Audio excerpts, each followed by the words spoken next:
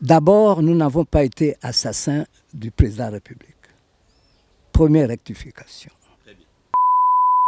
Est-ce que par hasard, après avoir fait plus de presque 20 ans en prison, dans votre tête, vous avez l'idée de qui pouvait être derrière tout ça?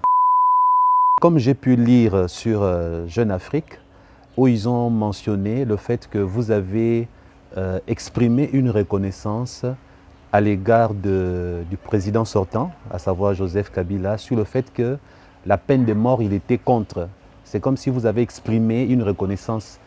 N'est-ce pas un peu contradictoire dans le sens où si le procès militaire n'a pas été un bon procès contre vous et son opposition à la peine de mort, c'est un peu une contradiction, puisqu'il pouvait aussi militer pour votre liberté. Il a un jour libéré des prisonniers, mais jamais votre groupe. Oui, j'avais dit, il faut dire la vérité. Oui. La vérité reste la vérité.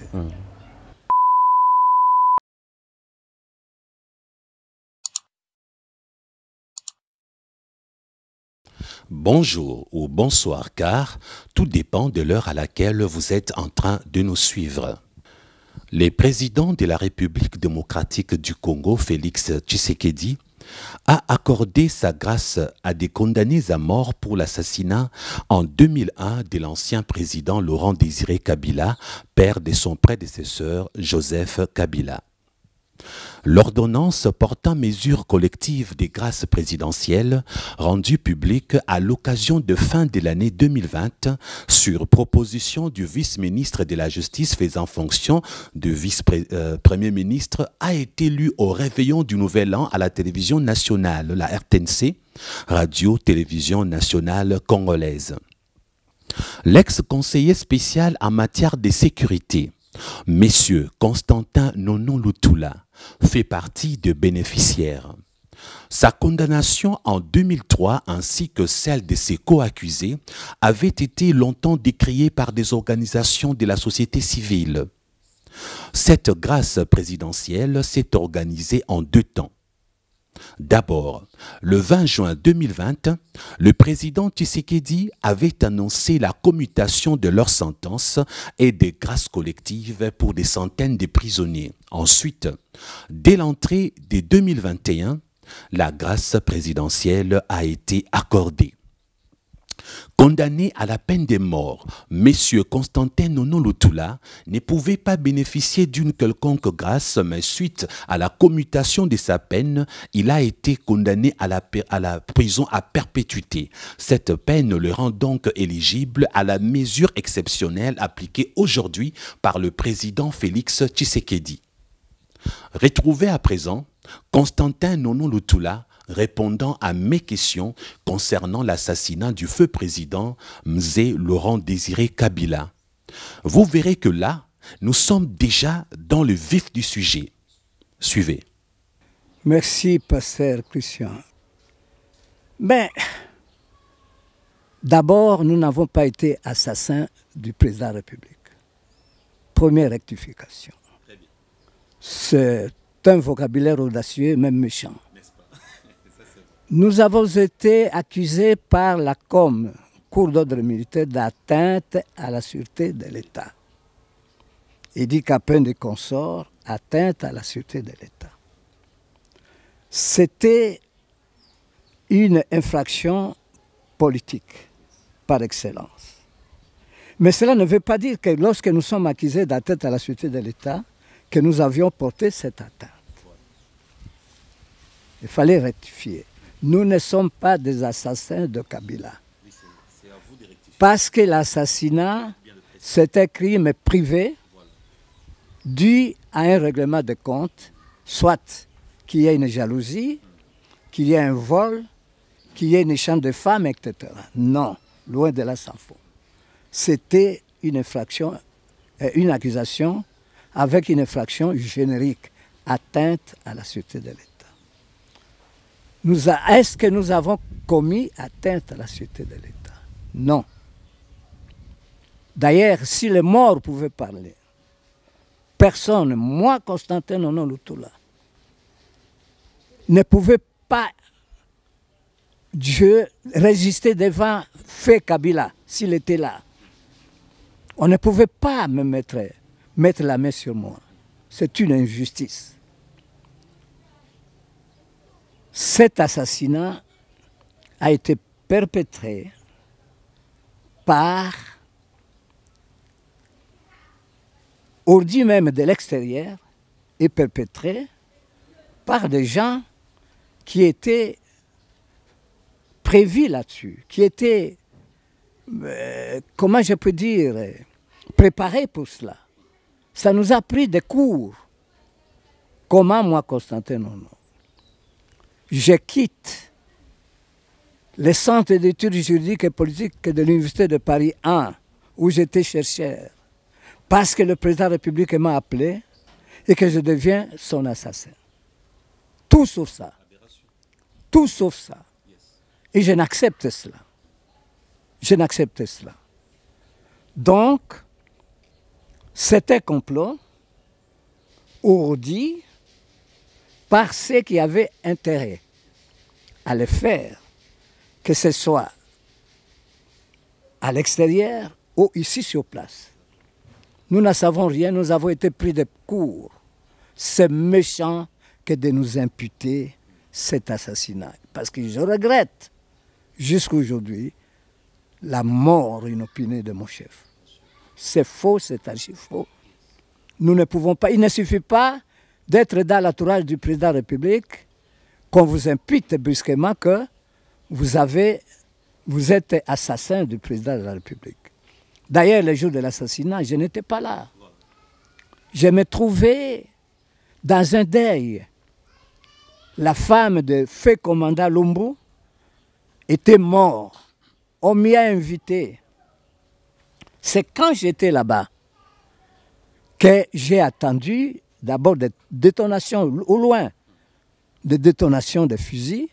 Et après, c'est mon directeur de cabinet adjoint d'alors, Justin Kalumba, actuellement ministre, qui va m'appeler pour me dire qu'il y a des détonations au Palais de Marbre. Et puis après, il y a un avion qui est venu, parce que je l'ai laissé au bureau, à mon cabinet. Il était en train de travailler. C'est lui qui me l'apprend. Et c'est moi qui apprends à Hérodia qui était à mes côtés. Et c'est moi qui apprends aussi au directeur de cabinet, à son directeur de cabinet, Boucher Falaï. C'est moi qui les ai appris, qui leur ai appris cela. Non, ce sont des circonstances qui sont arrivées que nous regrettons. Nous n'avons rien à voir. Et le service de la sûreté n'est pas un service qui est comme, comment je vais dire là, garanti à tout moment. Les assassinats, les attentats se font de par le monde. Aux États-Unis, il y a eu, en Israël, il y a eu un peu partout, en Égypte, un peu partout. On n'impute pas au Congo-Brazzaville, on n'impute pas pour autant son entourage. Ce sont les enquêtes qui doivent déterminer cela, et des enquêtes approfondies, des enquêtes objectives, avec preuves irréfutables. Ces enquêtes n'ont jamais eu lieu. Voilà, jusqu'aujourd'hui. Jusqu'à présent. Voilà. Est-ce que par hasard, après avoir fait plus de presque 20 ans en prison, dans votre tête, vous avez l'idée de qui pouvait être derrière tout ça? Une idée précise, non. Mais je voyais le président de la République qui s'inquiétait beaucoup. Parce qu'il avait des ennemis, et au-dedans, à la République démocratique du Congo, et à l'extérieur. Je parle de Musée Laurent Désiré. En quelque sorte, vous avez utilisé un terme avec les gens de Jeune Afrique qui se sentaient cernés. Oui, ils se sentaient cernés, ils se sentaient visés, ils se sentaient cernés, visés. Il était vraiment comme un arbre secoué par l'orage. Ok. Tant au plan intérieur qu'au plan extérieur, et surtout l'extérieur. Surtout l'extérieur, ok. Et il avait ces antives là, Il ne se sentait bien. À chaque fois, par exemple, qu'il y avait des avions qui survolaient le territoire, qui traversaient Kinshasa et qui passaient par-dessus le palais de marbre, il m'appelait tout de suite pour vérifier de quoi il s'agit. C'est quelqu'un qui n'était pas à l'aise. Mais nous ne savions pas parce qu'il était aussi taciturne dans certaines choses. Bien sûr. Il ne pouvait pas nous dire d'où proviendraient ces mal. Bien sûr. Bon, même lui-même ne le savait pas parce que s'il le savait, il allait déjà déraciner le mal à la Et à les la services de source. sécurité ne sont pas une société d'assurance. Voilà, il faut qu'on se le L'homme dise. est l'homme. Voilà, L'homme est l'homme. bien sûr. Nous regrettons cela. Bien sûr. Voilà. Mais comme j'ai pu lire sur Jeune Afrique, où ils ont mentionné le fait que vous avez exprimé une reconnaissance à l'égard du président sortant, à savoir Joseph Kabila, sur le fait que la peine de mort, il était contre. C'est comme si vous avez exprimé une reconnaissance. N'est-ce pas un peu contradictoire dans le sens où si le procès militaire n'a pas été un bon procès contre vous et son opposition à la peine de mort, c'est un peu une contradiction, puisqu'il pouvait aussi militer pour votre liberté. Il a un jour libéré des prisonniers, mais jamais votre groupe. Oui, j'avais dit, il faut dire la vérité. Oui. La vérité reste la vérité. Lorsque le tribunal, la COM, la Cour d'ordre militaire, nous a condamnés à mort, Oui. la dernière décision appartenait au président de la République Joseph Kabila. On peut tout dire. On peut dire qu'il y a eu des influences extérieures. Certes, oui. Il y a eu des influences extérieures. À l'intérieur même, il y a eu des protestations pour qu'on ne nous tue pas. Mais quid de condamner de la Pentecôte du temps de Mobutu? Ah, yes, ça, vraiment, c'est Et impossible. le pape Je même, n'oublierai jamais le cette scène pape macabre. même est intervenu. Yes, malgré. Est-ce que le président a cédé devant cette influence? Même pas. C'est pour cela que j'ai dit que quel que soit, Il y a eu pendaison publique. quelles que soient les influences, même lui, Michel, est arrivé ici, tout l'Occident avait dit, est intervenu en notre faveur, quelles que soient ces influences, il y a l'équation personnelle de Joseph Kabila, Voilà. qui a refusé qu'on nous tue. Voilà. Il ne Merci. faut pas oublier cela. Très bien de préciser. Il a cet tort. C'est la contradiction que j'ai eue. Oui. Tout en refusant de nous tuer, Joseph connaît bien notre innocence. Je ne sais pas pourquoi il nous a laissés Longtemps en prison. longtemps en prison. Mais il y a beaucoup de pesanteurs. Il y a beaucoup de pesanteurs. Il était président de la République, c'était son père, etc. Il devait être interpellé par-ci, par-là, Bien par sûr. sa famille. Je n'en sais rien. Bien sûr. Il a eu tort de nous garder à prison après les amnisties. Voilà. Mais il nous a sauvés, il a refusé qu'on nous tue. La Voilà preuve, vérité. cela a permis à l'actuel président Félix Tshilombo Tshisekedi de vous sortir de là parce que vous étiez mort. Le président Félix Tshisekedi, c'est un homme de Dieu. Le président Félix Tshisekedi est en train d'installer un état de droit Ça, c'est dans vrai. notre pays. Et nous l'encourageons pour ça. Tout l'honneur lui revient. Voyez-vous? Oui. Et quelqu'un qui est dans le Seigneur, quelqu'un qui est dans l'état de droit, lorsque les amnisties dont nous avons bénéficié, c'est-à-dire que le peuple congolais nous a amnistiés par l'intermédiaire de ses représentants au Parlement. Lorsque la Commission africaine de droits de l'homme et du peuple a invalidé les jugements qui nous a condamnés à mort, un jugement à Baïrato par la COM. Lorsque le président de la République lui-même, Félix Tshisekedi Fachi, lors des négociations, c'est celui qui a dirigé, qui a présidé la commission, la délégation de l'opposition. Il a été pénétré de toutes les vérités. Comment voulez-vous que le président de la République qui a la vérité, qui connaît notre innocence, pouvait, et qui est entouré de tout cet arsenal juridique, sur le plan interne, les amnisties, 2 amnisties, en période de transition, sous le président Kamitato, qui continue d'ailleurs à le dire dans son tweet, qui continue à insister sur notre innocence. Et puis, en 2005, il y a eu une amnistie politique. Ouais. Voyez-vous, comment voulez-vous que le président de la République, l'homme de droit, homme juste, homme de Dieu, pouvait continuer à avoir notre affaire sous son cœur? Ce n'est pas possible. Bien sûr. Il a dénoué les problèmes de justice, parce que c'est un homme de Dieu, voyez-vous. Et lorsque les gens veulent qu'on rouvre les procès, mais on peut ouvrir les procès. Oui. Nous serons peut-être des simples renseignants, mais nous avons été graciés. On va vous consulter. Tout l'honneur au président de la République. Il est d'un courage exceptionnel. Ça, c'est sûr. Je connais combien il a eu des influences par-ci, par-là. Mais le président, c'est un homme qui réfléchit beaucoup et qui agit graduellement. Il a fait chaque chose à son temps. Yes. Il nous a graciés et tout l'honneur lui revient. Il a donc raison de nous avoir graciés. Je le sais très gré, à tout jamais. Est-ce que personnellement, a-t-il eu le temps de vous voir en personne? Je n'ai pas encore vu le président de la République. Néanmoins, je vis l'entourage du président de la République. D'accord. Je vis en haut lieu. J'ai vu le conseil spécial du chef de l'État.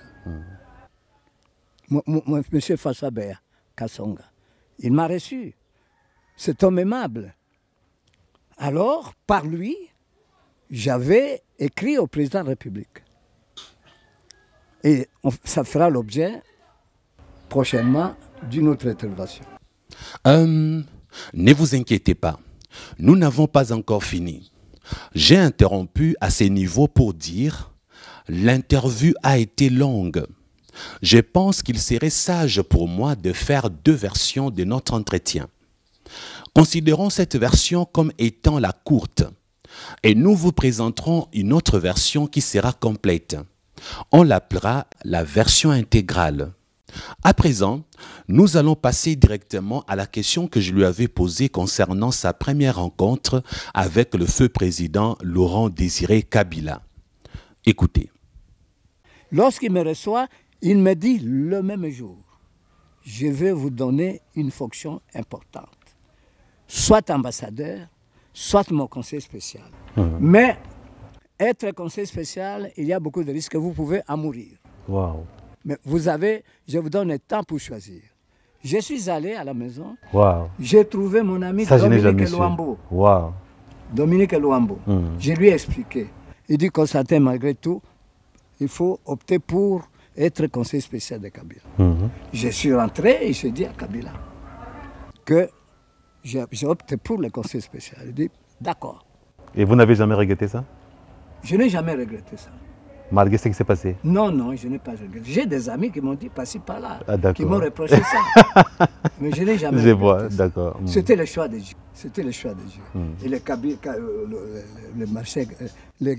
Kabila, Mzee Kabila, va me nommer avec le décret. J'étais le premier conseiller spécial du chef de l'État nommé par le décret. Kabila n'est nommé personne en décret. Même ceux qui travaillent là-bas, ils vous disent tout simplement, vous désignent, vous allez occuper telle fonction, c'est tout. C'est moi qui ai ouvert cette série de décrets pour les hauts fonctionnaires. Je ne parle pas du gouvernement. C'est comme ça que je suis devenu conseiller spécial du chef de l'État. Et j'ai entrepris des voyages un peu partout pour rencontrer les Congolais qui étaient dans l'opposition. J'avais rencontré tout le monde. Dont M. Kitenge, par exemple, le représentant personnel du président de la République actuellement. Oui, vous avez parlé de lui tout à l'heure. Oui, oui, je l'ai rencontré. Je l'ai rencontré Nimi, j'ai rencontré tout le monde. J'ai rencontré Kengo Wandondo. J'ai rencontré tout le monde presque. Tambo Mwamba, tout le monde, je les ai rencontrés. C'est moi qui préparais les gens pour revenir ici parce que pour Moussa avait une révolution, pardon. Il voulait que tout le monde revienne pour la construction du pays. la reconstruction du pays. C'est comme ça que j'ai connu Kabila, mais le Seigneur m'avait dit, lorsque le colonel Kalou, le général Kaloumé me nomme son directeur, le chef du département juridique, j'ai dit au Seigneur, non, vous m'avez dit que vous allez me donner une fonction importante. Moi, je ne suis pas d'accord avec ça. Wow. Dieu, c'est Dieu que nous servons. Nous pouvons lui parler comme ça si vous êtes fidèle à lui. J'ai dit, Seigneur, je ne veux pas ça. C'est alors que le Seigneur a tout bouleversé pour me nommer conseiller spécial du chef de l'État en matière de sécurité avec rang de ministre d'État nommé par décret du président. Bon, à vous, pasteur. Voilà, cette première partie est vraiment alléchante. Je pense qu'on va faire une pause pour que vous puissiez souffler, boire quelque chose et nous allons revenir et après nous allons maintenant entamer la phase où vous êtes en prison, comment ça s'est passé, comment vous avez... Parce que vous savez, plusieurs sont morts là-dedans, il y a eu peu d'évasions. 10 parmi nous. 10, ils sont nombreux. Hein. 10 personnes ont péri, je dirais, ils ont laissé, ils sont entrés, comme on dit en français, ils sont sortis avec les pieds devant. Alors, nous marquons une pause et nous vous retrouvons dans quelques minutes. À très bientôt. Merci. Nous allons profiter de cette pause pour vous informer qu'il y aura un bonus à la fin de cette vidéo. Un bonus très alléchant. Je dirais un bonus surprise qui vous fera énormément du bien. À part ça, si vous avez besoin de poser des questions à M. Nono Lutoula, utilisez le numéro WhatsApp que nous avons affiché sur le petit écran. Envoyez vos questions et à la mesure du possible, nous verrons s'il faudra produire une autre vidéo pour répondre à vos questions. C'est ici que prend fin notre courte pause. Je vous laisse donc suivre la suite. Voilà, nous sommes de retour. En continuant avec cette deuxième partie, nous allons commencer là où nous nous étions arrêtés. Papa Nono Lutoula était en train de nous dire que lorsqu'ils sont entrés en prison, ils étaient une centaine. 135. 135 135 arrêtés, oui. 135 pour être précis. Alors, sans plus tarder, je vais lui remettre la parole pour qu'il puisse nous donner des détails. Et surtout, ce qui nous a surpris et ce que nous avons aimé, il a conservé la liste de ceux qui sont morts en prison. Cela montre le sérieux de la chose. Papa Nono. Oui. Merci beaucoup. Lorsque est survenu l'assassinat du président de la République, une folie est entrée à Kinshasa et dans les rangs aussi des militaires, de la police et de tout le monde, des agents de l'administration. Alors il y a eu une chasse aux sorciers. Nous avons été ramassés au nombre de 135. 135. 135. On ne se connaissait même pas, pour la plupart. Moi, je ne connaissais que ceux qui étaient avec moi à la présidence. Idi Kapin de l'État Mangasa, Nelly, et Mutindo. Disons, vous connaissez à peine une dizaine de personnes. Oui, nous connaissions tout le monde, on ne se connaissait pas. Voilà. On a eu alors une véritable chasse aux sorciers. 135. Officiers, généraux, officiers, sous-officiers, soldats, civils, tout le monde, hommes et femmes, deux sexes confondus. On nous a ramassés comme ça. En disant que ce sont des assassins de Kabila. On a fait des visites domiciliaires sans mandat, on a pillé, on a ramassé, nous avons perdu bien de choses. Même de maisons.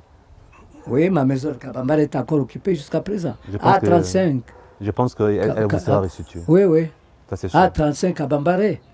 C'est le colonel, le colonel Alamba qui les a mis là. C'est lui qui était le ministère de la com à l'époque.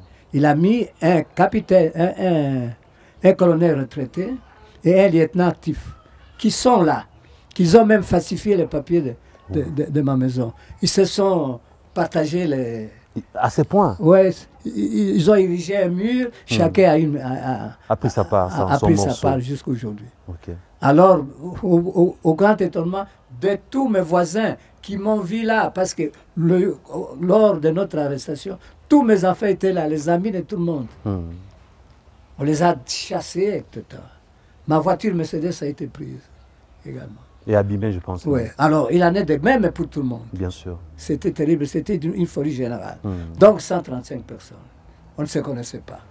Mais comment peut-on comploter ça qu'on se connaisse, ça qui vient de billes, de concertation, etc. Sans concertation. Ah voilà. Ça, sans des liens directs. C'était une folie générale. Une folie, une euphorie en soi. Bon, après, on va nous amener à la prison centrale de Makala. D'aucuns étaient épapiés, même à l'aéroport d'Ingérie, on voulait les tuer. Un peu partout, on nous a épapiés un peu partout. C'est après qu'on se retrouvera ensemble, tous, à la prison centrale de Makala, où nous avons connu d'abord un enfermement de 6 mois. Et ceux qui nous gardaient, ce sont des Zimbabwéens. C'était terrible. La chambre, la cellule, on m'a mis le jour où je suis arrivé. J'ai trouvé là de la mousse, excusez-moi, pasteur, des matières fécales, du sang, etc. Des rats qui craquaient par-ci, par-là, qui jouaient. Et j'étais dans ces conditions-là. Pendant 6 mois d'enfermement. Tout le monde. On ne pouvait pas voir le soleil. Par les Zimbabwéens. Ils étaient redoutables. Féroces. Oui. Après, maintenant, on commence maintenant à endoucir nos positions, nos incarcérations. Et puis on commençait à sortir le dimanche à la grande salle, là où il y a le tribunal, à la prison salle de Makala, où on commençait à recevoir les gens au fur et à mesure. C'est comme ça qu'on a endurci. Mais après tout, il y a eu une rumeur qui a circulé que M. Japin Bemba va nous envoyer un hélicoptère pour venir nous repêcher. Alors on a amené alors un armement terrible sur les flancs du pavillon 1 où nous étions. Et tous les canons étaient braqués sur notre canot, sur le canéra, sur le pavillon 1 où nous étions. C'était terrible. Nous avons souffert. C'est là que j'ai craqué, je suis tombé malade. Oui, ça va, j'ai appris. J'étais malade, on m'a amené. Problème de tension. Oui, on m'a amené de façon encombrante là. Mon épouse est venue, elle a tapoté, elle a crié. Et finalement, on m'a accepté, on m'a sorti. Nous sommes allés à l'hôpital ici, au beach là. Ok. CMK là. J'arrive là-bas, les médecins ont constaté qu'il fallait pas, qu'il fallait me garder. Ils m'ont mis sous perfusion. Le directeur de prison dit jamais il doit rentrer. Et on m'a pris sous superfusion jusqu'à la prison. On m'a jeté quelque part, pas là dans la cellule où j'étais, mais dans une chambre comme ça. Ouais. Et puis j'étais là, avec les Zimbabwéens. Je ne pouvais pas bouger, mais les Zimbabwéens m'ont obligé de nettoyer la chambre. J'étais obligé de nettoyer tant bien que mal. J'ai tombé, j'ai nettoyé, j'étais mort, tout ça. C'était pénible, c'était pénible. Et tout le monde, on ne se voyait pas. On ne se voyait pas, on était des cellules enfermées. C'est après peut-être 3 mois ou 4 mois que nous avons commencé à prêcher. Je vous avais dit qu'Edi Capin aussi avait prêché. Chacun prêchait à tour de rôle. Mais on est enfermé dans les chambres. Mais les voix sortaient bien. Ah, je comprends. Là où vous êtes. Oui, chacun dans sa chambre. Chacun dans sa chambre. Mais vous ne sortez pas. Nous ne sortons pas. Et c'était quoi le but? On prêchait. Oui, mais parce que nous étions enfermés. On a dit que nous avons tué le président. Ah, ok. Voilà. Vous étiez dangereux en quelque sorte. Oui. Il y avait un pasteur aussi, le colonel Kunda, Namambou, Gordon, qui a commencé à prêcher. Et puis chacun, à tour de rôle, nous avons prêché, chacun. Chacun avait son jour là de prêcher le matin. C'est comme ça que nous étions... Oui, prêcher à nous-mêmes. Parce que nous étions dans un pavillon isolé. Isolé, au fait. Entre nous-mêmes. Entre vous-même, ok. Entre nous-mêmes, on glorifiait le Seigneur. Sans vous voir, vous entendez juste la voix. Voilà. C'était comme ça, c'était pénible. Pas de télévision, pas de radio, pas de contact avec le monde extérieur. Rien du tout, aucune relation. Et côté nourriture? Bon, on attendait les Ibamboués qui venaient là, vous savez, avec Pas les vumboulés, des assiettes en ferraille qui glissaient là, on attendait qu'ils viennent à manger, qu'ils viennent nous apporter à manger. Et on ne vous a pas imposé les vumboulés. Mais c'est ça. C'est de ça qu'il s'agit. C'est ça qu'il s'agit. Faut expliquer à ceux qui ne sont pas congolais. Ils vous ouvrent la porte, oui. et puis ils glissent en dessous de la porte. En dessous de la porte, l'assiette, et puis ils ferment. C'était tout. Vungulé, c'est mélange de farine de manioc et farine de maïs mélangée sous forme de pâte. Voilà, et c'est comme ça qu'on nous a amené ça. Il y avait des haricots dedans? Un peu d'haricots, oui. Un peu. Pas du tout. Des haricots vermoulus. Vermoulus qui avaient vraiment des microbes. Ouais. Mais c'est pour ça qu'il y a eu 10 morts parmi nous. Et vous avez même conservé une liste? Oui. J'ai leur liste ici. D'abord, le général de brigade Jean-Yves Anawedj. Il est mort du cancer, non traité. Il a souffert. Il est allé mourir ici à l'hôpital général de Kinshasa. Mamayemo. Deuxièmement, il y a le colonel Oscar Mayembe, qui était le commandant du camp militaire, là, un cas d'entraînement, là. Ouais. Il est mort également. Il est mort également le général Kunda Namambo, Gordon, le pasteur. Oui. Il y a aussi le capitaine Jean-Jacques Kakwata, qui est mort. Il y a aussi le sous-lieutenant le capitaine Nico Bavoura, qui est décédé également. Le lieutenant Patrick Kilai, qui est décédé. Le lieutenant Saloumou Chap, décédé. Sous-lieutenant Fanda Parial, décédé. Le soldat John Bopengo, décédé. Lui est allé mourir à Angenga, on l'a amené ici, mourant. On l'a amené ici à Cercueil. Et puis il y avait Rocky Kashiko également du Kivu. Donc nous avons perdu. 90% sont des militaires. Oui. Ils n'ont pas tenu. Oui. Même 99%. À 99% même, ok. Donc nous avons perdu 10 parmi nous. Et parmi le meilleur des militaires que nous avons perdu. Waouh. Ce qui me touche, c'est de voir que vous avez même gardé leur nom à votre portée. Mais bien sûr. Parce que ce sont des êtres humains. C'était des amis. On était ensemble avec quoi? Avec qui? Par exemple, le général Yave. C'était un ami. Nous étions ensemble. On était des chambres voisines comme ça. Des cellules voisines. Mais papa, non. Plusieurs fois, il y a eu la voix des sans-voix, il y a eu ceux du droit de l'homme. Beaucoup ont réclamé votre liberté, même quand vous êtes tombé malade, plusieurs fois. Je me souviens, mais à un certain moment, on pensait que vous aussi, vous allez trépasser de l'autre côté. Ça montre que si vous avez tenu bon, c'est quelque part la main de Dieu. Mais c'est la main de Dieu. D'abord, je rends un hommage solennel à toutes ces associations des droits de l'homme. Floribert Chebeya, qui a commencé à assassiner, qui a distribué même à toutes nos femmes, à tous les membres de nos familles, des calicots, des manifestations sur manifestations. La SADO, de Jacques-Claude Katende, également. Voyez-vous, toutes les associations des droits de l'homme étaient avec nous. Ils ont fait tout ce qu'il fallait. Il y a même le RFI, avec Ghislaine Dupont, qui s'est fait notre avocate. Elle aussi, il a été expulsé d'ici, Manu Militari, parce qu'il nous défendait. Bien sûr. Jusqu'à aller trouver sa mort. Si on ne l'avait pas expulsée de la RDC, elle serait encore en vie aujourd'hui. Bien sûr, parce qu'elle a trouvé la mort au Mali. Voilà. Pas de rebelle malien avec son qui l'a assassiné. Dont j'ai oublié même le nom. Mais c'est Christophe Babouvier. Ah, celui-là. Oui, c'est notre avocat d'RFI, le directeur Afrique d'RFI. RFI nous a beaucoup aidés, non seulement France 24 aussi. Et je me souviens plusieurs fois, les RTNC également a parlé de temps en temps, accidentellement. Accidentellement, du temps, oui. Oui, et une radio africaine également a parlé. Le monde entier, la voix de l'Amérique également. Ouais. Oui. Oui, mais c'était terrible, époustouflant. C'était pas facile. C'est indescriptible. Je n'ai pas de mots justes pour décrire vraiment le calvaire que nous avons subi. Je n'ai pas de mots justes. Oh. Presque 20 ans. Oui, 20 ans. La Cour d'ordre militaire qui nous a condamnés, un tribunal d'exception, en tas de guerre, en tas de paix, voyez-vous.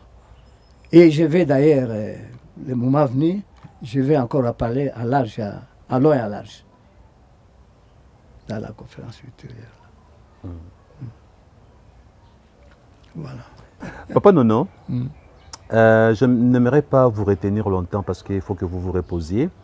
La semaine prochaine, si Dieu veut, vous vous préparez à faire une conférence de presse. Les détails seront donnés après.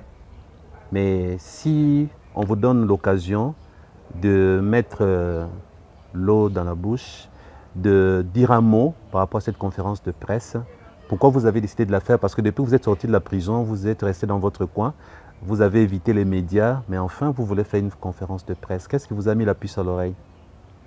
Bon, d'abord, quand je suis sorti, j'ai suivi toute la presse, le jour de notre libération. Je ne voulais pas improviser. Ensuite, de par mes fonctions, j'étais conseiller spécial du chef de l'État en matière de sécurité. Et ce n'est pas n'importe quel poste? Avec rang de ministre d'État. Rang de ministre d'État. J'étais arrêté injustement, Voilà. avec, comme l'ensemble de notre groupe. Je devais parler. Il faut que je parle. Parler pour remercier le président de la République, officiellement. Parler également pour remercier tous ceux qui ont fléchi leurs genoux.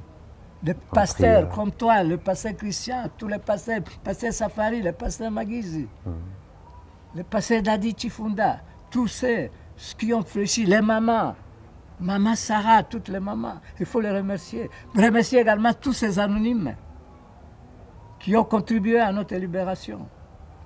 Remercier également le peuple congolais également, qui nous a amnistiés à deux reprises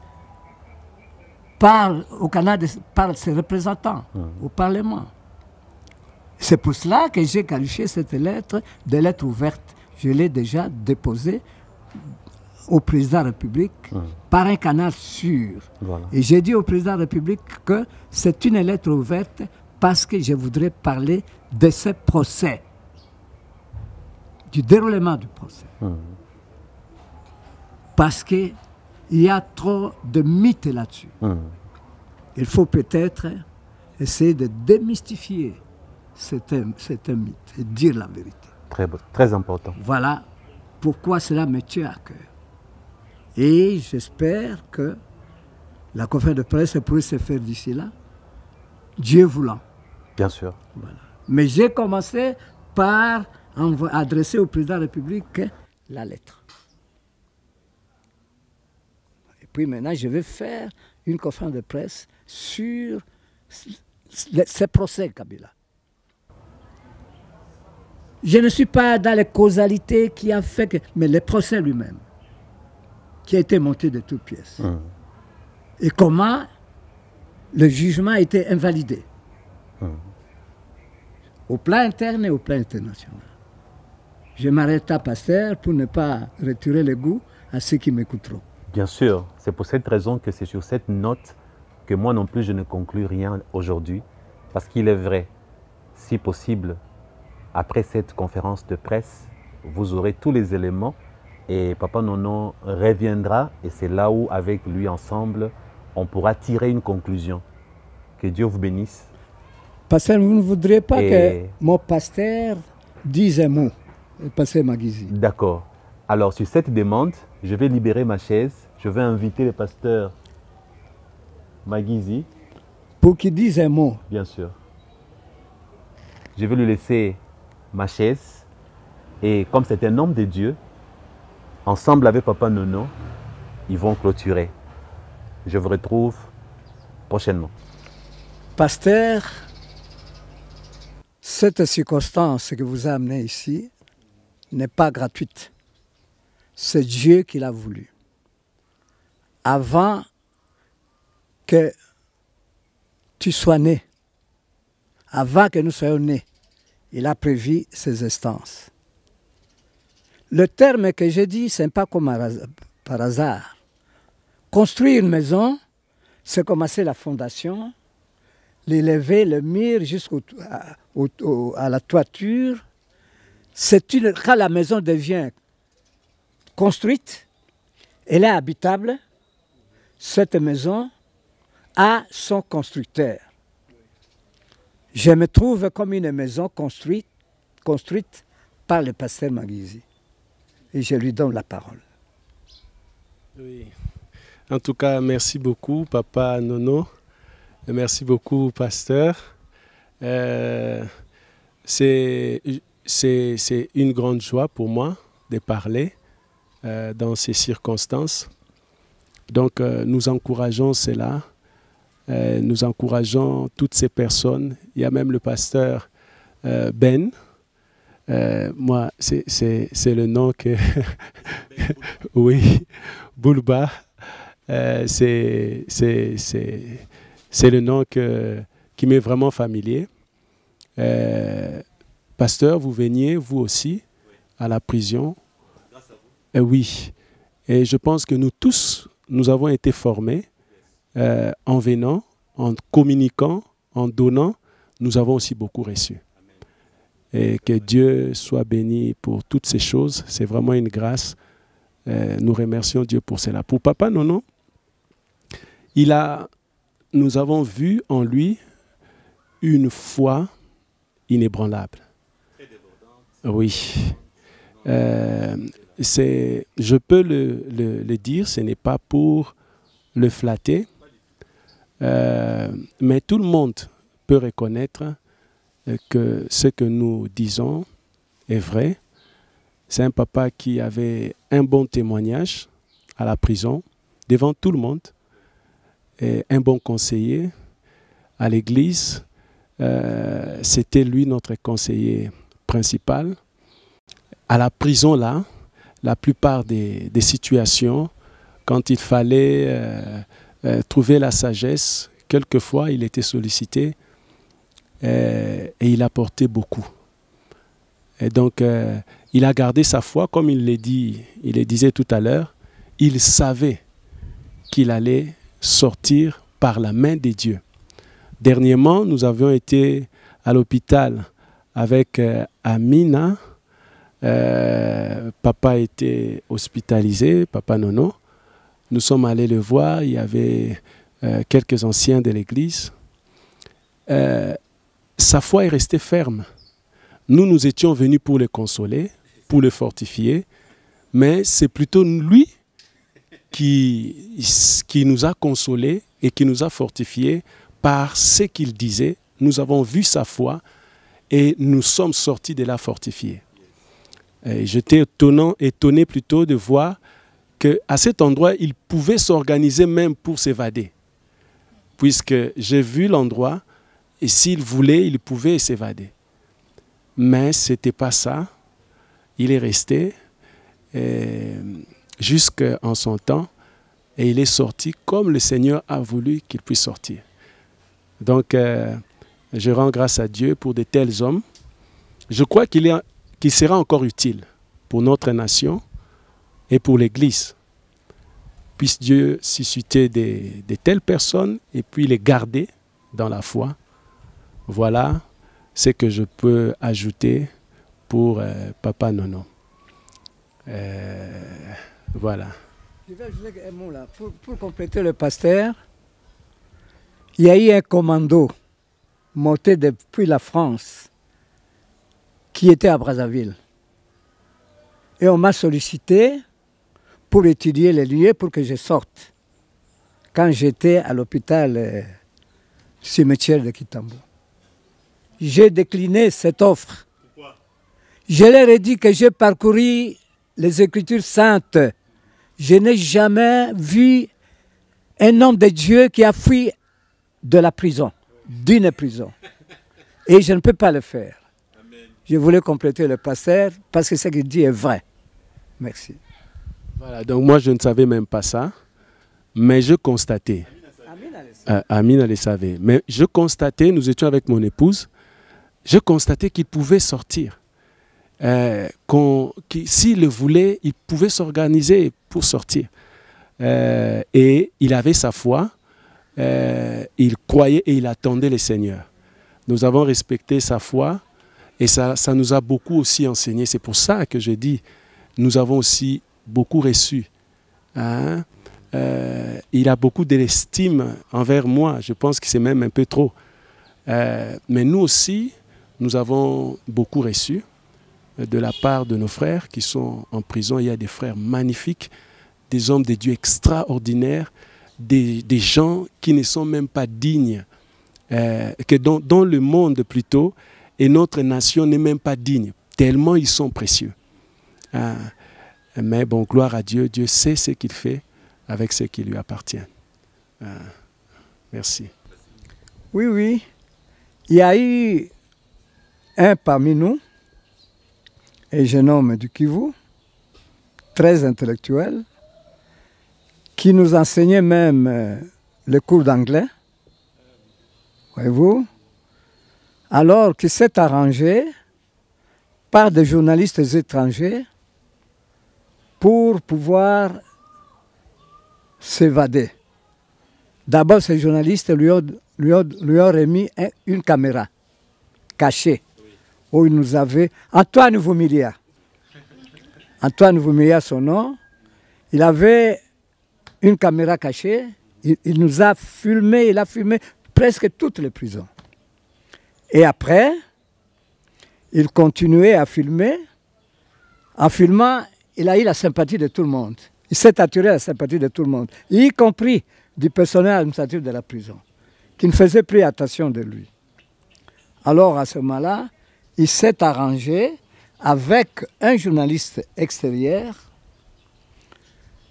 qui lui a garanti le transport dès après la sortie de la prison, jusqu'à l'étranger. Alors, il a pris une sœur à lui, qui était très belle. Cette sœur, Vumilia avait un autre coprisonnier dans sa même chambre. Il ne pouvait pas se déguster, se transformer en femme en présence de l'autre. Alors, il a demandé à ses coprisonniers de sortir là derrière, à notre église, pour aller causer un peu avec sa sœur. Et ils sont partis, et sa sœur lui a fait la cour. Alors il était tombé, alors Vumilia s'est attendu avec sa sœur le temps de déguisement. Il fallait occuper cet homme-là, son voisin, pendant tout ce temps-là. Voyez-vous. Alors la femme lui a fait des 12 yeux, etc. L'homme est tombé KO.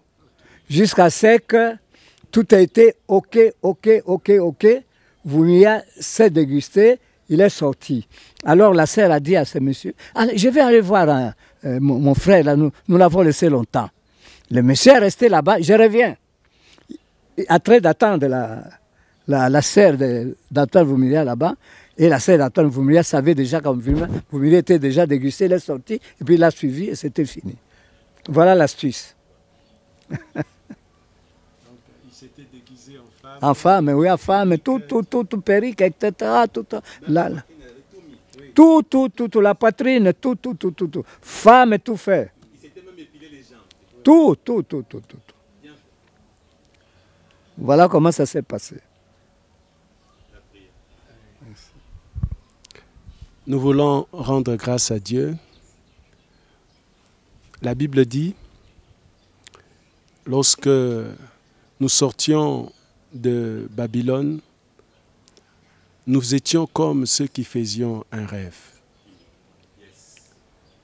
Nous voulons prier, Seigneur, pour te rendre grâce pour ce que tu fais avec tes fils, avec tes filles partout dans le monde, qui passent des moments de tribulation, des moments de souffrance, des moments, ô Dieu, pénibles. Tu as dit, Seigneur, dans ta parole, que cela est arrivé à ceux qui étaient avant nous dans la foi. Nous voulons prier maintenant pour tous ceux qui, en ce moment présent, se trouvent dans ces endroits, ô Dieu, difficiles, Quel que soit, Seigneur, ce qu'ils ont eu à commettre, tous ceux qui se tournent vers toi, Seigneur, fortifie-le, sauve leur âme, donne-leur la force que tu as donnée à Papa Nono, donne-leur le soutien dont ils ont besoin, comme tu l'as fait avec Jean. Maintenant, nous voulons te remercier pour tous ceux qui se sont retrouvés à l'extérieur, comme Papa Nono, pour qu'ils puissent se réinsérer dans la société par la puissance de ton grand nom. Tu ne commences pas quelque chose sans l'avoir achevé. Maintenant, que toute la gloire te revienne. Nous t'avons ainsi prié au nom de Jésus-Christ. Amen. Les bonnes choses ne durent pas, dit-on. Nous sommes déjà à la fin pour aujourd'hui.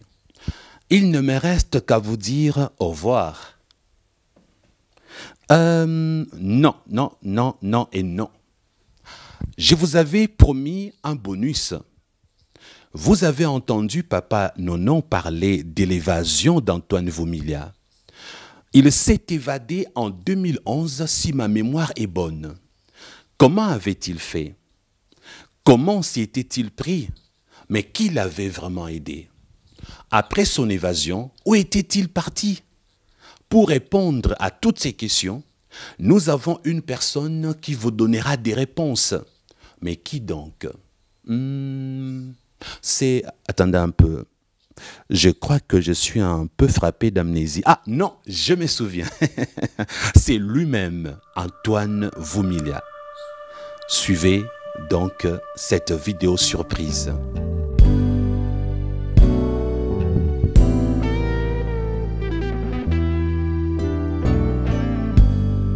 Détenu à Kinshasa, les voyages d'Antoine depuis l'enfer. Un film d'Arnaud Zachtman et Marlène Rabot. En 1997, Antoine Vumilya abandonne ses études de théâtre au Zaïre pour rejoindre la révolution contre Mobutu Sese Seko dirigée par Laurent Désiré Kabila. Il devint officier de renseignement au gouvernement du feu Laurent Désiré Kabila dans l'ex-Zaïre devenu République démocratique du Congo. En 2001, Kabila fut assassiné. Antoine Vumilya fut accusé, jugé et reconnu coupable d'implication dans l'assassinat du feu président avec 84 autres personnes.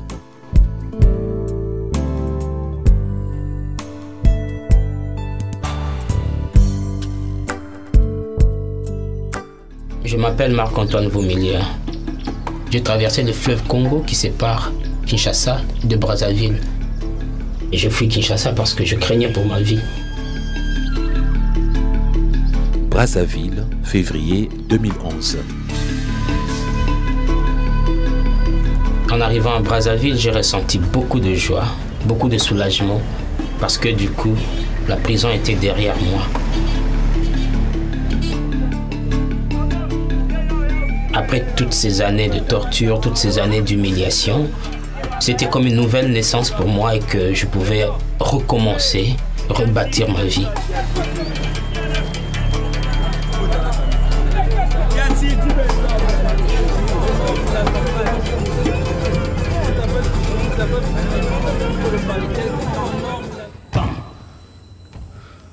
Une vie provisoire. Ils sont des millions et des millions d'hommes. Bien fixé là. Tu regardes le milieu de la scène. Tu dois être capable de transmettre les émotions à travers ton visage, ton regard. Un focus. En faisant ce théâtre, je recherche un résultat, c'est que les droits de l'homme soient plus respectés. Mais c'est aussi un combat, plus particulièrement par rapport à mon pays, pour obtenir la libération des prisonniers politiques, la libération de ces personnes qui sont injustement incarcérées depuis des années. On m'a dit que je parlais trop et que cela n'était pas bien. On m'a fait taire.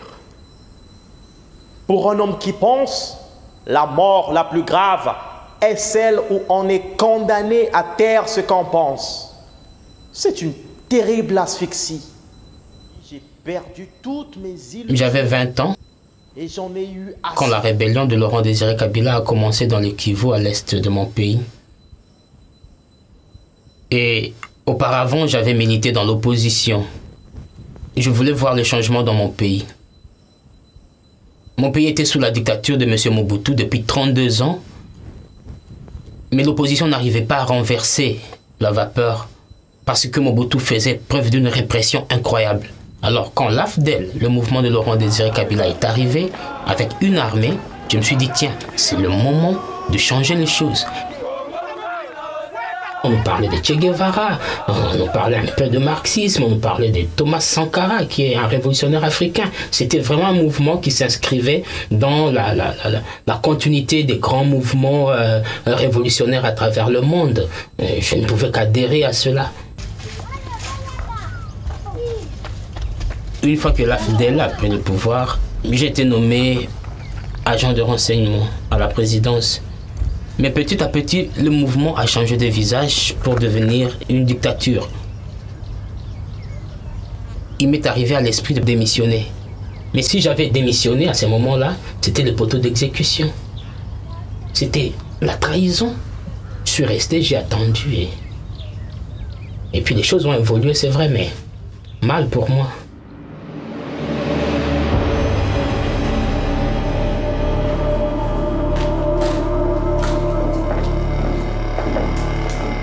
Quand le président de mon pays, Laurent Désiré Kabila, est assassiné, plusieurs personnes ont été arrêtées.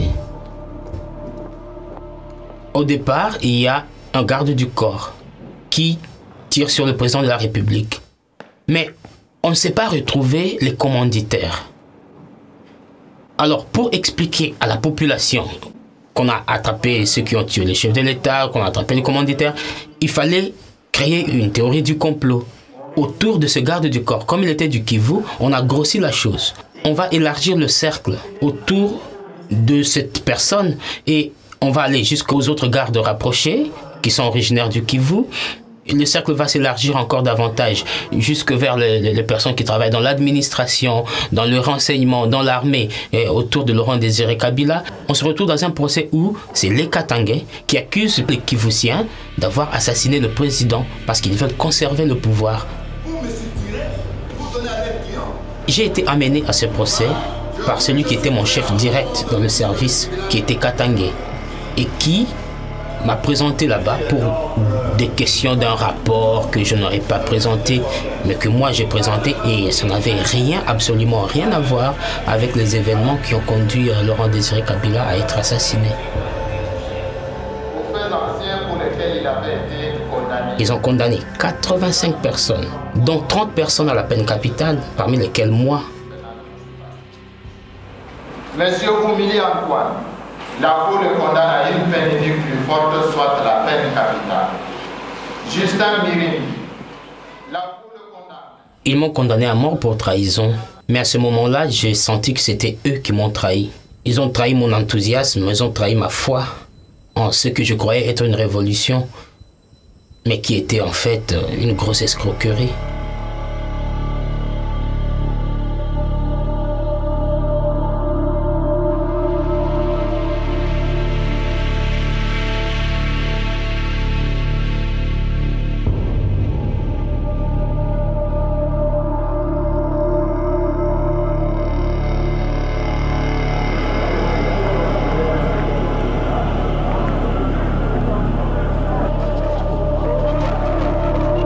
J'ai réussi à faire rentrer une caméra que j'avais cachée dans la poche de ma Bible.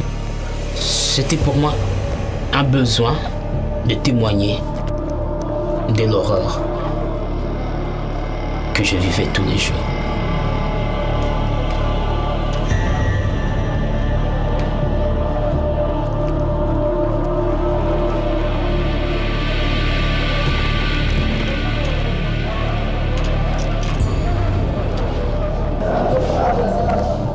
Mon bureau, le bureau d'un condamné à mort. Si je ne lis pas, si je n'écris pas, je sens comme si je cessais de vivre. Je suis un peu comme chez Zarad, qui devait raconter des histoires toute la nuit pour repousser la mort. Voilà un peu mon rapport à l'écriture.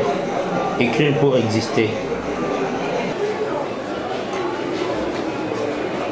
La prison centrale de Kinshasa, généralement connue comme la prison de Makala, est organisée un peu comme le pays lui-même est organisé. C'est-à-dire sur la base de la corruption, sur la base de l'hypocrisie, sur la base de la violence.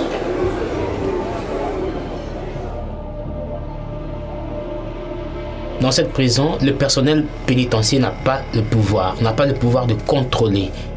C'est plutôt un groupe de prisonniers organisé par le directeur de la prison. Ce groupe s'appelle le comité d'encadrement. C'est des prisonniers qui sont en fait des bandits de grands chemins à qui on donne beaucoup de pouvoir sur les autres prisonniers, notamment sur les prisonniers politiques, pour les mater. Ils contrôlent les différents trafics qui se font en prison. Ils sont capables d'interdire des visites à certains prisonniers, d'en autoriser pour d'autres, et ainsi de suite. Ils ont le contrôle total sur la vie des autres prisonniers et ils en abusent terriblement.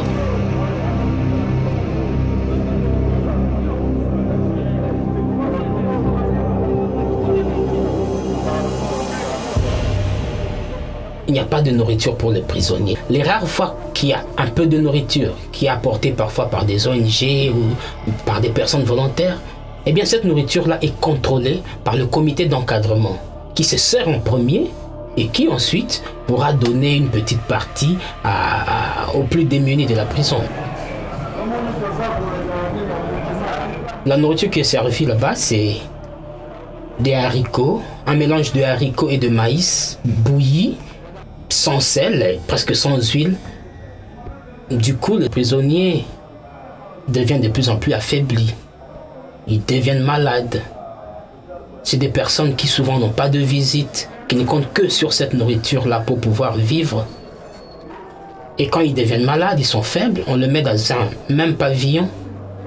On les appelle les moribonds.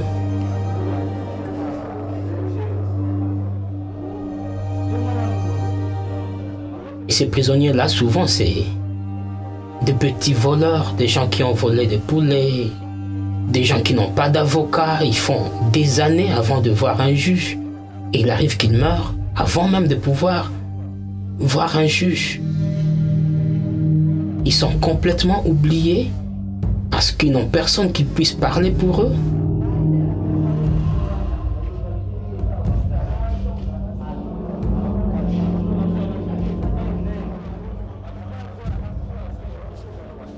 Moi, j'avais la chance que ma famille m'apportait à manger.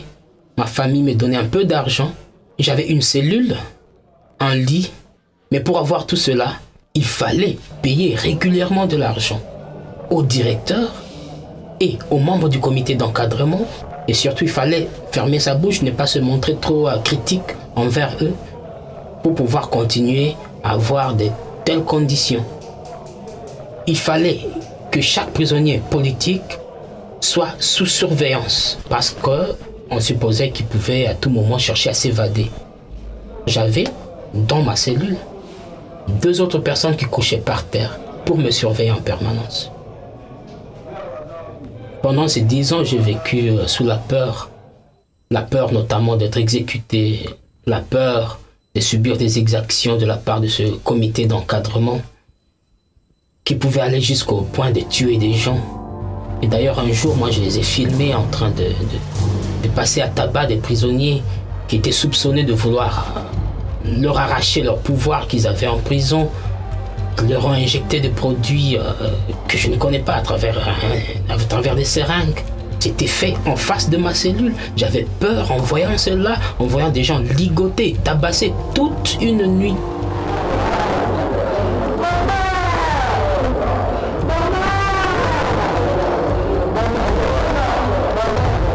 Cette peur-là, c'est un élément principal de la vie quotidienne en prison. C'était une violence permanente, constante.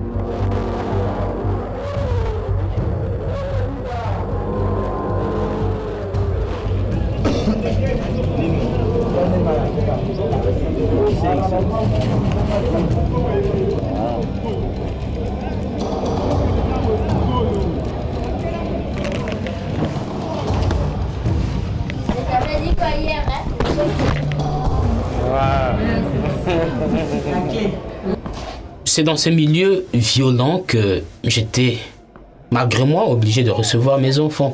Ma femme venait de me quitter parce qu'elle en avait marre de cette situation qui durait depuis 10 ans. Michel va porter. C'est super. J'essayais, dans la mesure du possible, de rendre l'ambiance joyeuse, d'être assez bien habillé, d'être joyeux avec eux, pour pas qu'ils soient tristes, pour pas qu'ils soient déprimés dans leur vie. Mais je ne pouvais plus supporter de voir mes enfants grandir pendant que moi je suis en prison. Moi je me suis dit qu'il fallait tenter le tout pour le tout. Il fallait que je prenne mon destin en main et que je m'évade de cette prison. J'ai réfléchi et j'ai trouvé un plan. J'ai décidé de me déguiser en femme, comme une visiteuse, et pouvoir sortir. Mais pour cela, j'avais besoin d'une aide. Et j'ai eu l'aide de ma nièce, Genèse, qui est venue dans ma cellule comme une visiteuse. Et elle s'est mise à me maquiller.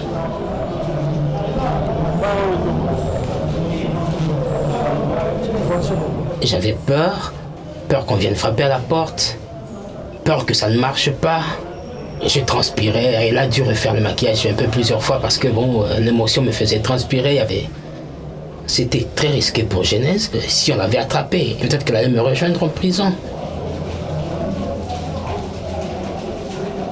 Je fais ça premièrement par amour et deuxièmement pour arracher sa liberté à la personne qui est innocente. Parce qu'il est innocent, on doit arracher sa liberté. Toute la nuit, je n'avais pas eu sommeil et je suis réveillée le matin sans père. Je suis entrée, on a commencé et quand on voulait sortir, je dis à Voumi que non, on sort.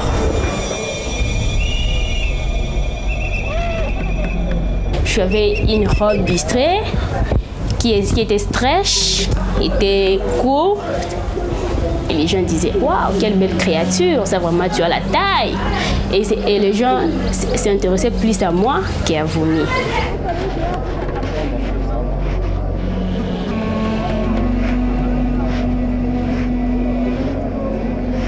J'ai rencontré des membres du comité d'encadrement.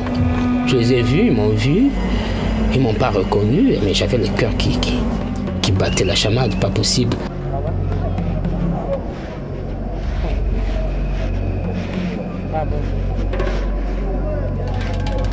Premier gardien, on ne l'a pas reconnu.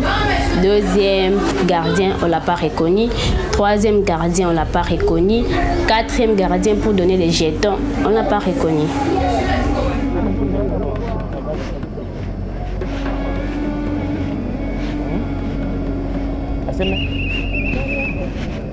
Et qu'est-ce que tu comptes faire?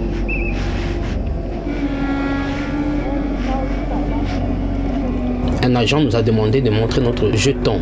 J'ai remis le jeton. Il a regardé, là, il a vérifié si c'était un bon jeton. Et puis il m'a dit, maman, tu peux partir. J'ai mis le pied dehors, j'ai touché le sable et j'ai regardé en l'air. J'ai vu des arbres, les manguiers qui sont là. J'ai dit, tiens, c'est vrai, je suis dehors. J'ai senti le vent qui me balayait le visage. Je marchais dans le sable tout doucement. C'était pour moi la liberté. C'était pour moi une nouvelle vie, une nouvelle naissance. Comme tel, je revenais au monde, au vrai monde.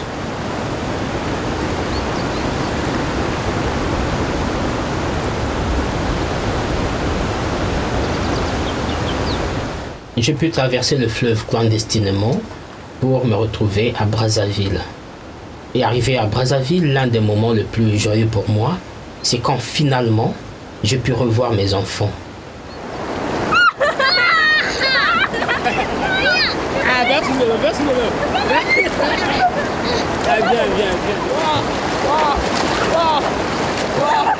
Mon ex-femme a permis que je puisse avoir la responsabilité de garder mes enfants. L'USR nous a accordé le statut de réfugié politique. Et en ce moment, nous attendons d'avoir un pays d'accueil en Europe. La première chose que j'espère pouvoir leur offrir, c'est une éducation de meilleure qualité.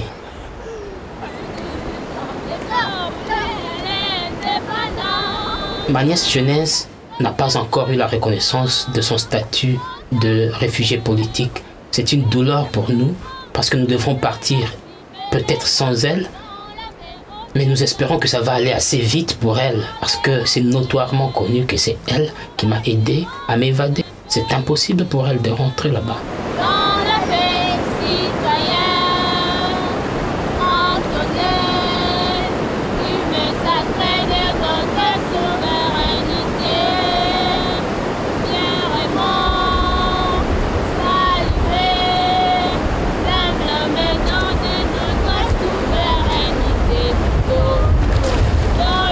Je suis heureux d'être en liberté, mais le prix à payer, c'est l'exil. C'est une blessure permanente que de savoir qu'il y a un endroit où on ne peut pas arriver et que cet endroit, c'est ton propre pays.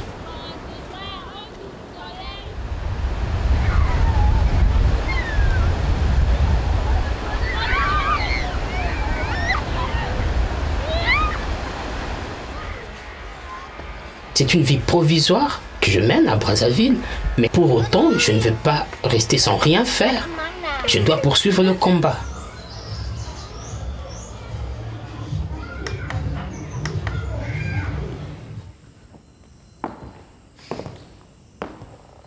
Une vie provisoire.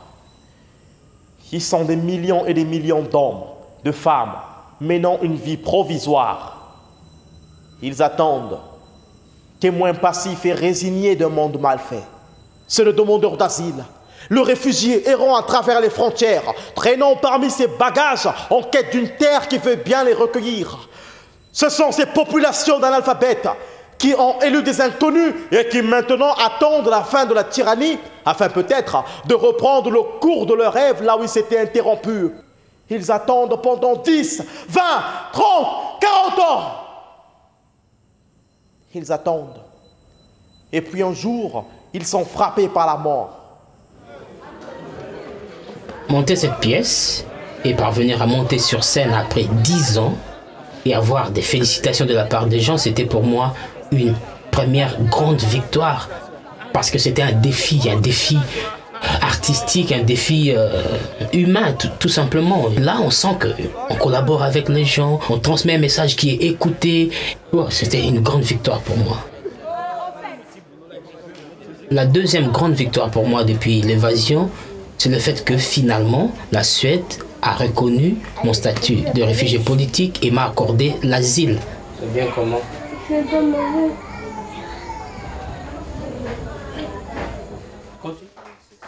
Je ne peux pas m'imaginer partir sans mes livres. Je préfère encore laisser les habits que laisser mes livres. Je veux lire ces livres dans une position un peu d'un homme victorieux, d'un homme qui a vaincu pas mal d'obstacles. Ça sera un nouveau regard, une nouvelle lecture, une lecture plus heureuse, enfin j'espère. Non, ce monsieur a eu le prix Nobel de littérature, Hermann Hesse. On ne jette pas un prix Nobel de littérature. Hé, papa, mais pas où discuter. Je t'adore ça.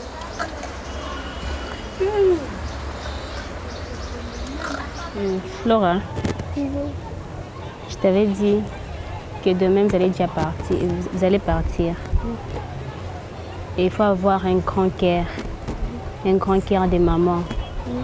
Une mère qui supporte tout. Le cœur d'une mère, c'est comme l'océan. L'océan reçoit tout. Toutes les saletés, l'océan reçoit. Et toi, il faut s'occuper de Michel-Ange comme sa maman. Et maman, tu veux la revoir? Quand tu vas revoir qui? Maman. Bien sûr, tu les verras. La vie continue.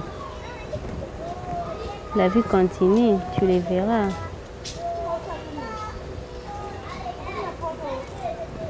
La vie continue, tu les verras toujours.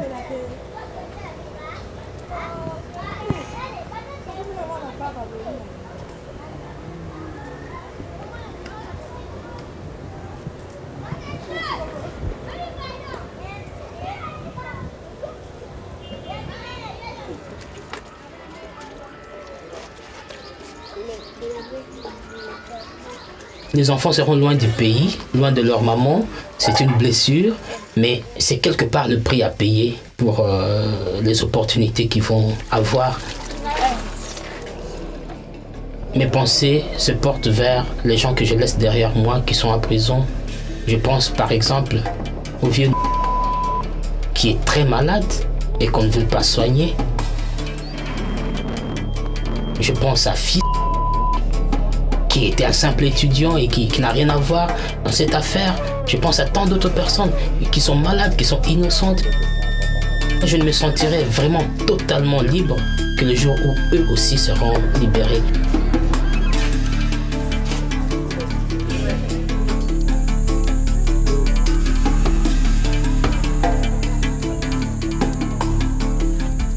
Mon espoir est que Genèse nous rejoigne le plus vite possible, que son dossier marche rapidement. Vraiment, c'est notre souhait le plus ardent.